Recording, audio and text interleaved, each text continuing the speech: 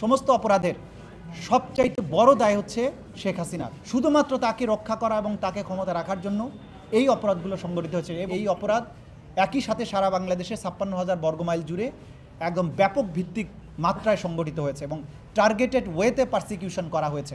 সেই নিষ্ঠুর ক্যাম্পগুলোতে যে পদ্ধতিতে নির্যাতন করা হয়েছে সেটা দ্বিতীয় বিশ্বযুদ্ধকালীন সময়ে হিটলারের নাৎসি বাহিনীর যে কনসেন্ট্রেশন ক্যাম্পগুলো ছিল সেই ধরনের নিষ্ঠুরতার সাথে তুলনীয়, একই প্যাটার্নের।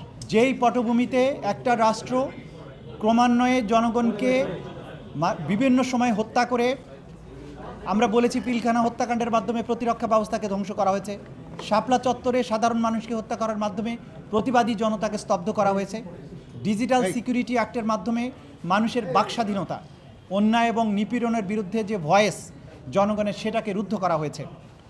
এইভাবে একের পর এক গণতান্ত্রিক প্রতিষ্ঠানগুলো ধ্বংস করেছে, নির্বাচন ব্যবস্থাকে ধ্বংস করেছে শুধুমাত্র একজন ব্যক্তি বা তার পরিবারকে ক্ষমতায় রাখার উদ্দেশ্যে।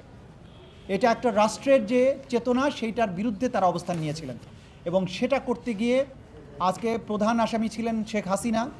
শুধুমাত্র তাকে রক্ষা করা এবং তাকে ক্ষমতা রাখার জন্য এই অপরাধগুলো সংগঠিত হয়েছে এবং এই সমস্ত অপরাধের সবচাইতে বড় দায় হচ্ছে শেখ হাসিনার এবং তার নির্দেশে তাকে ক্ষমতায় রাখার উদ্দেশ্য বাস্তবায়নের জন্য আজকে বাকি যে ১৩ জনকে উপস্থিত করা হয়েছিল তারা ক্যাবিনেটের সদস্য হিসাবে সরকার দলের বিভিন্ন দায়িত্বশীল পদে অধিষ্ঠিত থেকে কেউ সরকারের আমলাতন্ত্রের মধ্যে যেমন স্বরাষ্ট্র সচিব ছিলেন, তারা এমপি ছিলেন, ১৪ দলীয় জোটের নেতা ছিলেন, রাজনৈতিক সহকর্মী ছিলেন।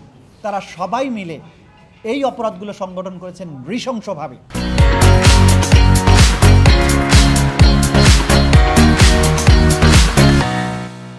২,০০০-এর মতো ১,৫০০-এর অধিক ছাত্র তরুণ জনতাকে হত্যা করেছেন, ২৫,০০০-এর বেশি মানুষকে আহত করেছেন।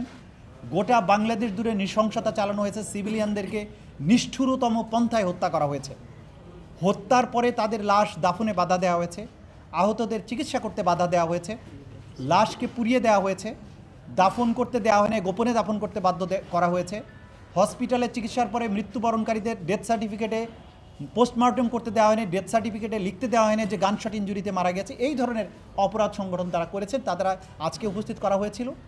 আমরা যেটা আদালতের কাছে জানিয়েছি যে এই অপরাধ একই সাথে সারা বাংলাদেশে ৫৬,০০০ বর্গমাইল জুড়ে একদম ব্যাপক ভিত্তিক মাত্রায় সংগঠিত হয়েছে এবং টার্গেটেড ওয়েতে পারসিকিউশন করা হয়েছে।